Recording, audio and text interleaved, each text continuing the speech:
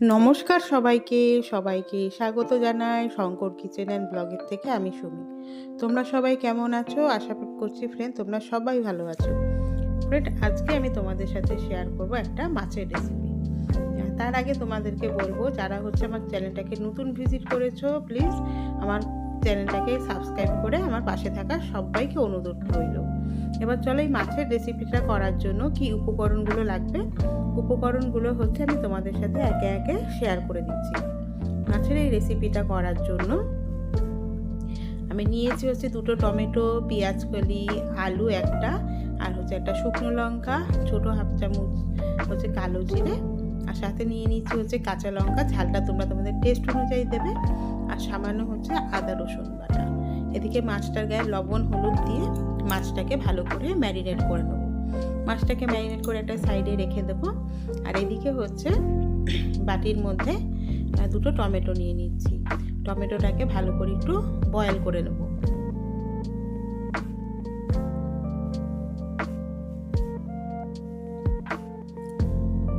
দেখো টমেটোগুলো আমার বয়েল করা হয়ে গেছে। বা টমেটোটাকে একটা সাইডে রেখে ঠান্ডা হতে দেবো।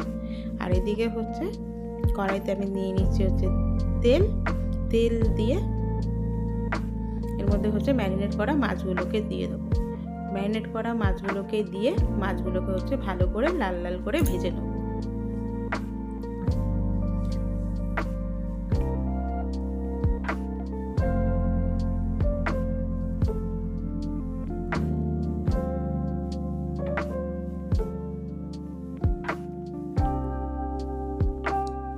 দেখো মাছগুলোকে আমি এবার ভেজে তুলে নিচ্ছি। এবার ওই মাছ ভাজার তেলে অ্যাড করে দিচ্ছি আলু। লম্বা করে কেটে রাখা আলুগুলো দিয়ে দিচ্ছি। আলুগুলোকে এবার ভেজে তুলে নেব। তার সাথে পেঁয়াজ কালিটাও একটু তোমরা ভেজে নেবে, আমি ওটা ভুলে গেছিলাম। আর এদিকে দেখো একটা টমেটো নিচ্ছি, মানে একটা না দুটো টমেটো নিচ্ছি, মিডিয়াম সাইজের দুটো টমেটো। টমেটোর থেকে স্কিনটাকে ছাড়িয়ে নেব।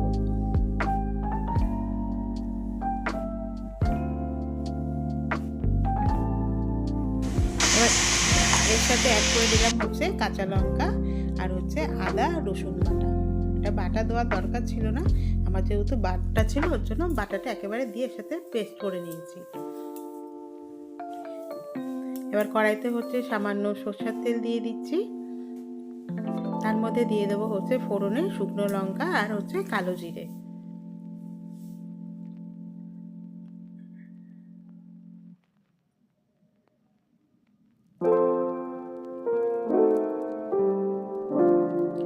ফোড়নটা যখন আমার রেডি হয়ে যাবে তখন এর মধ্যে দিয়ে দিচ্ছি আদা রসুন আর টমেটো আর কাঁচা লঙ্কার পেস্টটা। এটাকে ভালো করে একটু ভাজা ভাজা করে নেবো যতক্ষণ না রসুনের স্মেলটা চলে যায়। এবার দিয়ে দিলাম কাশ্মীরি লঙ্কার গুঁড়ো, হলুদের গুঁড়ো, লবণ,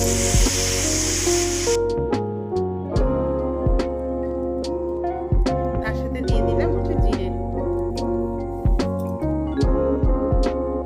আর সামান্য জল দিয়ে মশলাটাকে ভালো করে কষিয়ে নেব।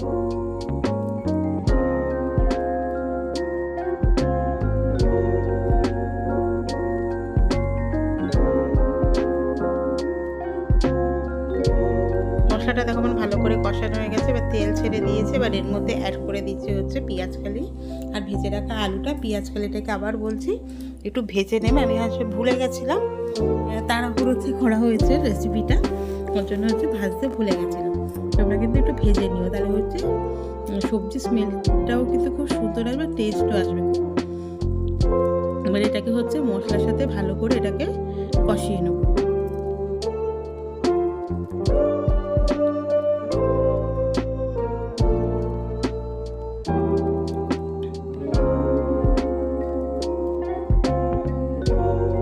এবার ঢাকনাটাকে তুলে দিচ্ছি।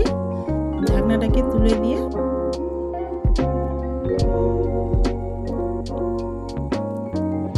আবার এটাকে একটু মিক্সড করে নেব।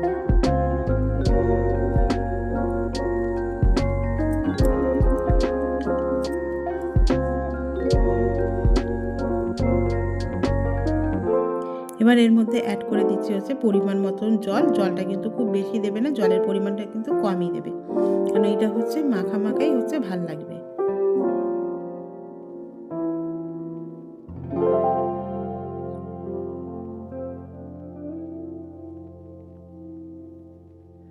এবার এটাকে ঢাকা দিয়ে দেবো, ঢাকা দিয়ে ততক্ষণ রাখবো যতক্ষণ না ঝোলটা ফুটে ওঠে। দেখো ঝোলটা আমার ফুটে উঠেছে। এবার এখানে অ্যাড করে দেবো হচ্ছে ভেজে রাখা সেই মাছগুলোকে।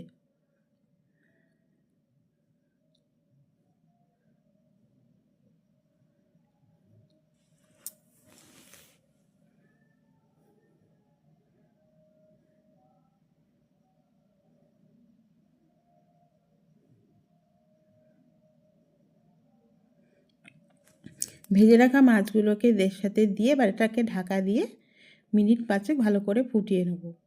দেখো আমার ঝোলটা হচ্ছে শুকিয়ে গেছে, এটা কিন্তু গামাখামাখাই করবে। এবার এটাকে একটু ভালো করে উল্টে পাল্টে নিচ্ছি।